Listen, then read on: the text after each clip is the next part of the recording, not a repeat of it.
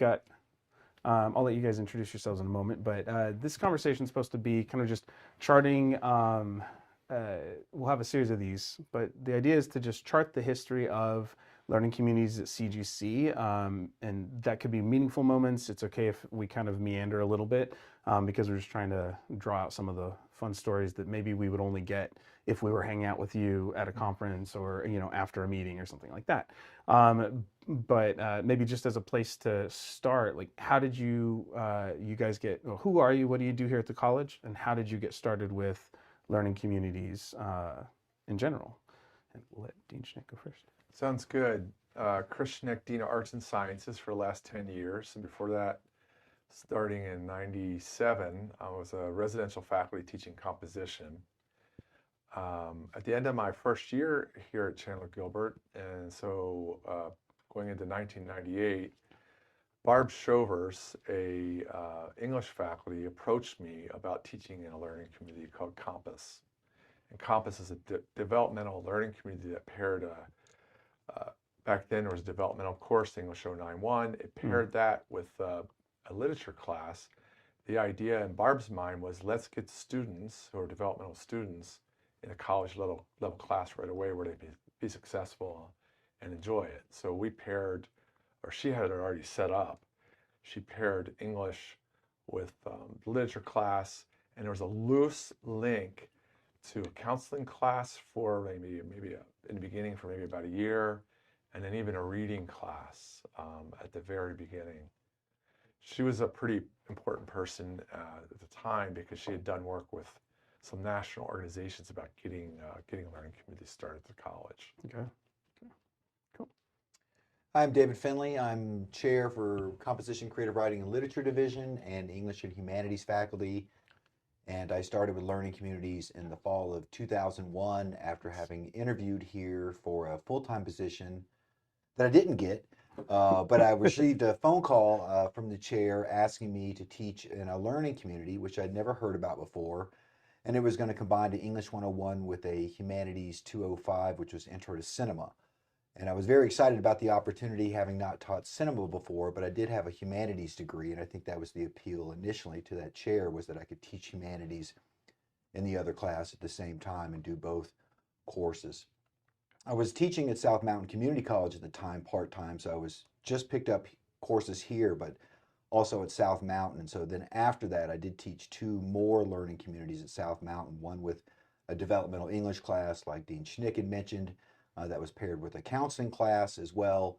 And then the next time, I think it was with a developmental reading class and an intro to sociology, but in both cases, it was a developmental English class. So those are my first 3 learning communities, 2 at South Mountain and the first one at Chandler Gilbert. Nice. What so you said it sounded interesting as like a course pairing, and then what was the draw for both of you past the initial like, oh, that's different? Like what made you kind of, as Belinda Ramos likes to say, drink the Kool-Aid for learning communities? Yeah, I think, well, I know that it was the person who asked me, Barb Shovers, and it was also the ability to teach a literature class. It's not usual that a new residential faculty member who's actually hired to teach composition classes, English 101 and 102, in their second year has the opportunity to teach a literature class. But her approach, even though I'd only been teaching at that point for 3 years, 2 years part-time, 1 year full-time, really appealed to me, which is there was a central theme to the class, and there was going to be activities. There was going to be service learning. There was going to be a lot of work with literature, even including group activities. I would say maybe role playing or short performances are part of her class, and that really greatly appealed to me. Primarily, probably the person, right? She said she let me know what she did, but she also was dynamic and was very excited about what she was doing. Then it was about the course, and then it was about the makeup and the approach to the course, which matched the way I did with the thematic approach. So there's that. So part of it was that friendship, relationship, connection with the other human. Yeah, right at the start. Yeah, for sure. Gotcha. For sure. She greatly valued it. For her, this was like the only way to teach, really. The developmental students have a high withdrawal dropout rate. I remember that first semester, there was a student who was, the first time I ever taught in the learning community was Danny, deaf, he was deaf and he had an interpreter, and his education, let's just say, college was particularly challenging for him because he, you know, really English was a second language, and writing especially. And then there were other students that, you know, as there always is in developmental classes, that had challenges.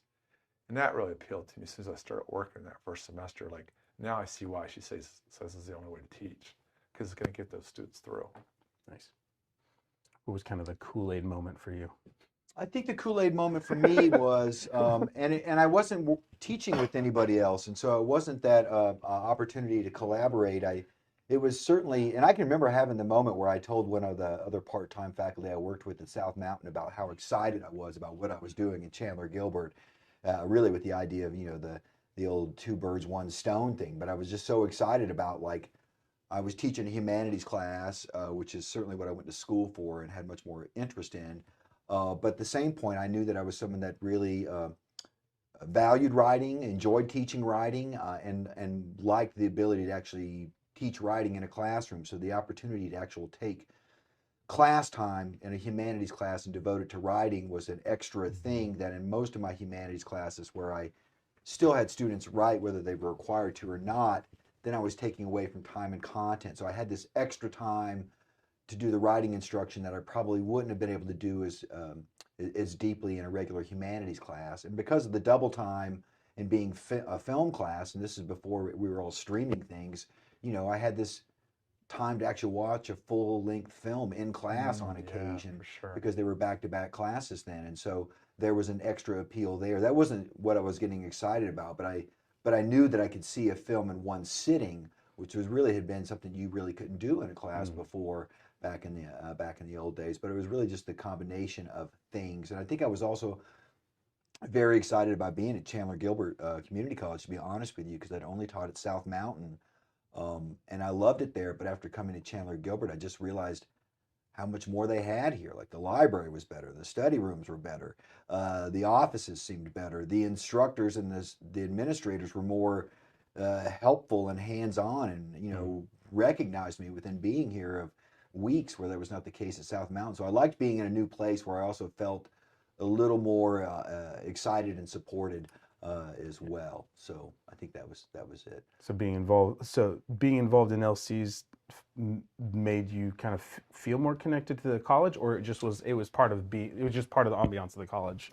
I think at first it was just part of the ambiance, but it certainly is one of the things that made me want to be here. I mean, as I think about having been here now for, 20 years, literally in August, and anywhere else I would go in Maricopa, I don't know that I could go anywhere else in Maricopa, even if they asked me. Like, if they were like, yeah, come teach whatever, but we don't have learning communities and we're not going to start it, I don't know that I would be tempted.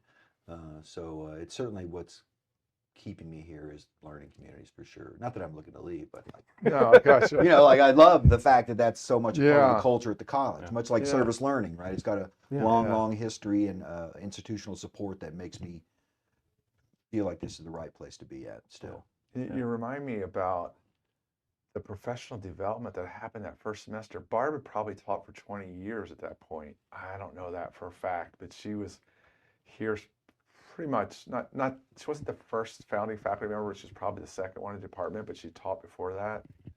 And I had taught 2 years as an adjunct and 1 year full time. Suddenly I'm in a class where, like I said, students are acting out a small scene that they've chosen for a purpose from the book. We're doing service learning activities where actually storytelling was a part of it. Now that I think about it, related to the theme, students had to choose a story and engage the kids through storytelling in that theme of our class, actually. And then how's that all apply to writing? Like, how are you going to write about all those firsthand experiences in that case, personal essay, and synthesize it and put it all together? I felt like just that first learning community experience, I had grown exponentially than I would have ever, I probably could have taught 4 or 5 years before I arrived with sort of like the confidence and really the ability to, I guess, integrate and synthesize the materials for students for their betterment. Do you feel like that was so it sounds like that was kind of a catalyst of your teaching, like it caused it to grow that much more? Yeah, that's exactly right. Which I then carried into other my standalone classes, but so that professional development that happened that first semester. And she was honest. There was one activity I did where it was with students brought in a song related to, I cannot remember what we were studying, but they had to, let's just say they chose a topic and they brought a song related to that topic. And then they had to like talk through the lyrics and how it related or whatever. And when we were done, she was like, that activity needs a lot of work. Like they didn't know what they were doing or why they were doing it. And this was probably, that might have been my second, it was either like my 5th semester teaching or like my 7th semester teaching. She was pretty much just saying, you gotta like set the tone for what they're doing. It was way too complicated. It didn't achieve, I remember just, because I was thinking, wow, they were up there talking about that song. That was pretty cool. She's like, yeah. Since we're doing just a quick version this first time around, if you had to describe a golden age of LCs at CGC, what would that be? Yeah, you better answer that one because I think there was like more than one. Like that one, when it first started, was one. But then a decade later, or maybe less than that, we blew up, as it were.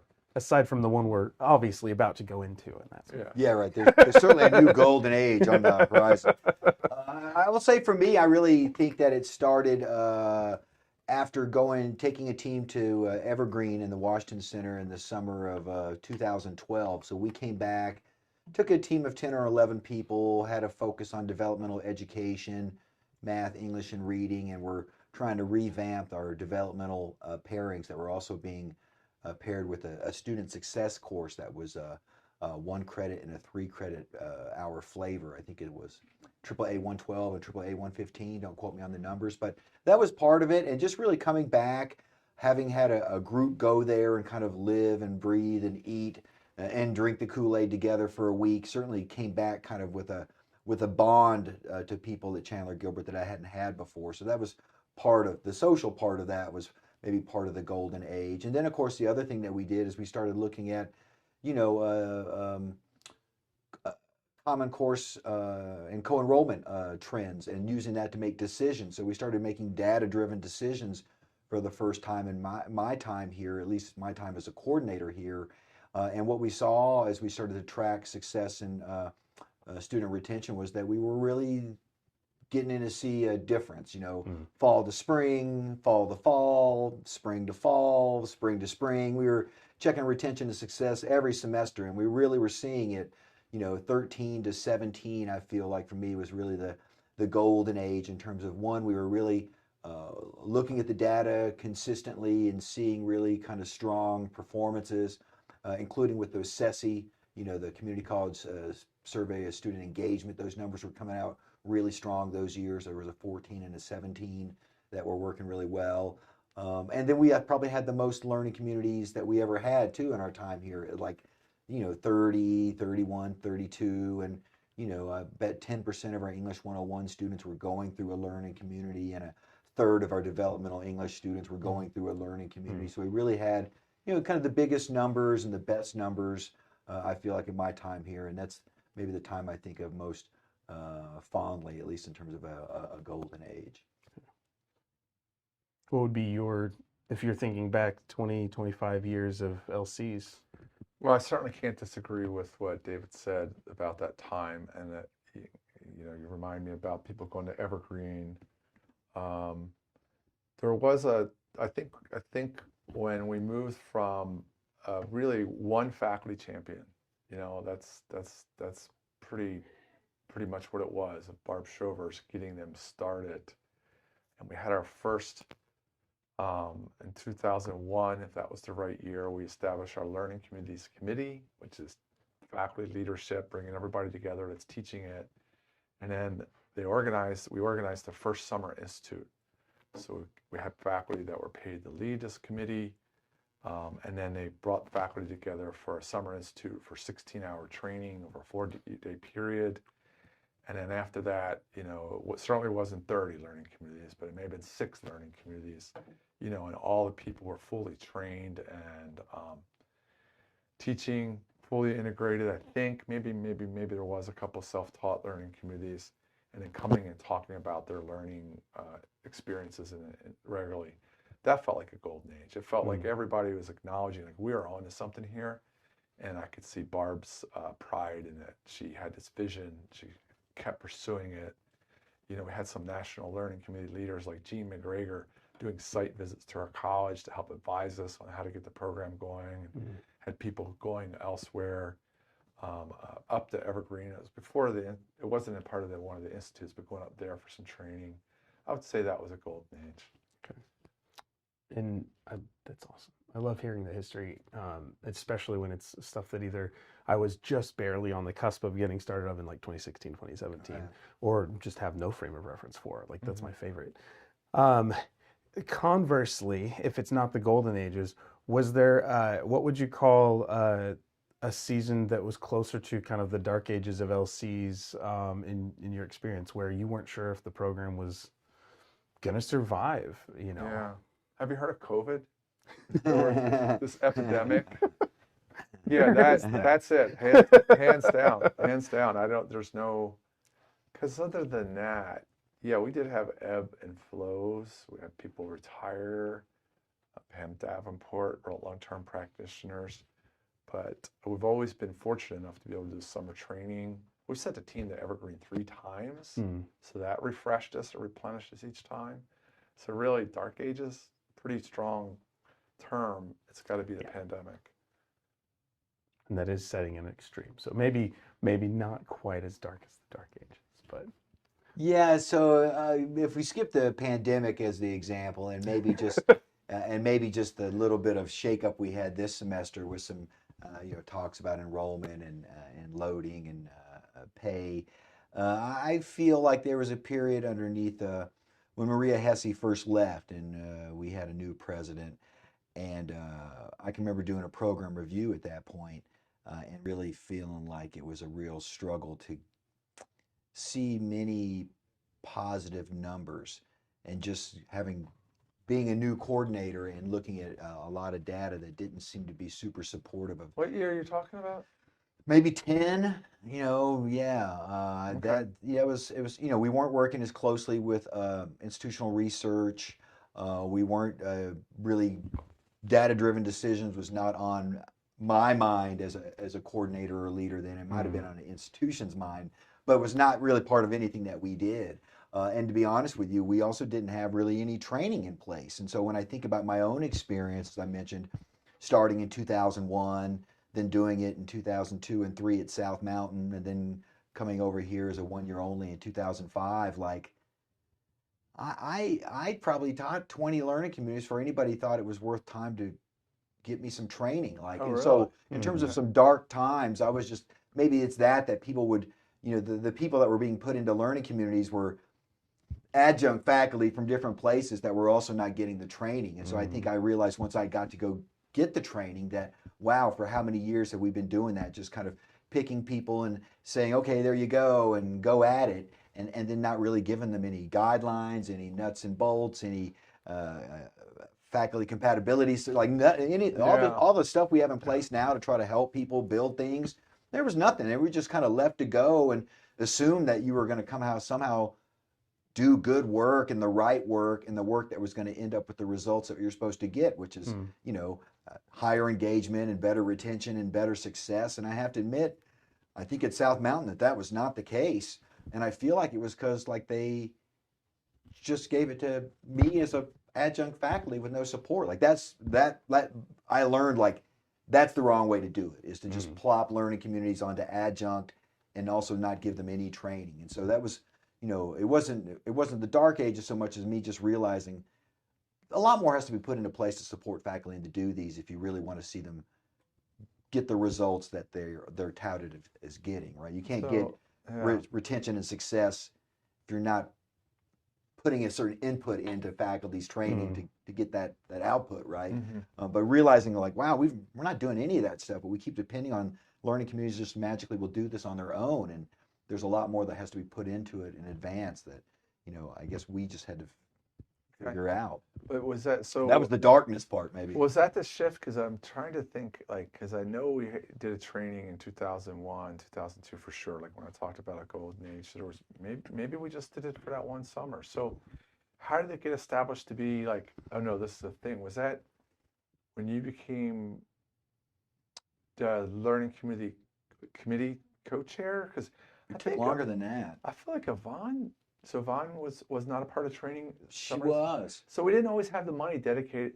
Summer institutes did not happen every summer. No, yeah. We didn't do training every summer, right? It Yeah. was pure You guys had a output. team that went in 2006 to Evergreen, and you came back, and that's when Yvonne and Vanessa were co-coordinators. And that's, I think, when the cluster idea was floating around that Darren Ripple and Paul Petrican had been part of a little bit with history and philosophy. Humanity, yeah. But we had no training set up. I think there was one time you did bring out Emily. Emily was there. I remember Yeah. being over in one room with Emily Yeah. here on campus. From Emily Lardner. Lardner from the National Learning But we Committees, didn't or bring Evergreen. any standard or consistent training here until 2013, that summer, Okay. after going in 12. And I think we were there with Maria Wise, where we were like, we need to give people training. You know, before Yeah. anybody does this, it needs to be mandatory in terms of, Yeah. let's see, some training. And that's when we Okay. started doing it All right. every year. But there was a little something. But I think they brought in Emily, and like you said, Gene McGregor had made some But other now I visits. see it was kind of like it's happened periodically. Yeah. Well, I like the way I like how you're describing it, because you can, like, as you guys are talking about this, you can see kind of that there's that you can see the maturing of the program. Like you can see an excitement of like new birth, Yeah. or circa 2000 or Yeah, 98 yeah. 2000, and then this kind of like, okay, we're growing, but it's like a toddler falling over sometimes. Yeah. And then a moment where like there's serious work happening, there's serious growth happening. I think that's really cool. Well, that is all the time we have for today. If you had to kind of tighten up and say one thing you love about learning communities or being part of learning communities, what would that be? Well, it's certainly the student experience, what they're able to get and do during the class. Like I've mentioned about the role playing or even acting out scenes. I've talked about service learning. David's talked about watching a full film. We can have a speaker come into the class for an hour and then just debrief for 45 minutes afterwards and tie it all together in writing. But I also have to sneak in a second one, which is the development that happens with the other person. Yeah. Like, yeah, you talked about the relationship. Of course, that's really important. But a healthy relationship is going to have, there's development. Like there's like even someone telling you something's not working out, some kind of change or development. That really drives me. So those two things. Nice. Is my one thing. I like the creativity and imagination that goes into kind of combining the courses together, or the picking of the elements of the curriculum, the readings, the films, the primary, secondary sources, the extracurricular activities, kind of the puzzle piece making of putting those things together. I enjoy quite a bit, and the I hesitate to say interdisciplinary because maybe we don't go that deep, but the cross-disciplinary or transdisciplinary connections that it encourages just really also excites my own kind of imagination and intellectual curiosity. So I think those things, yeah. Nice. Well, thanks for taking time to do this. It is exciting to hear more of the stories from the past, and I already have questions set up in my mind, like churning about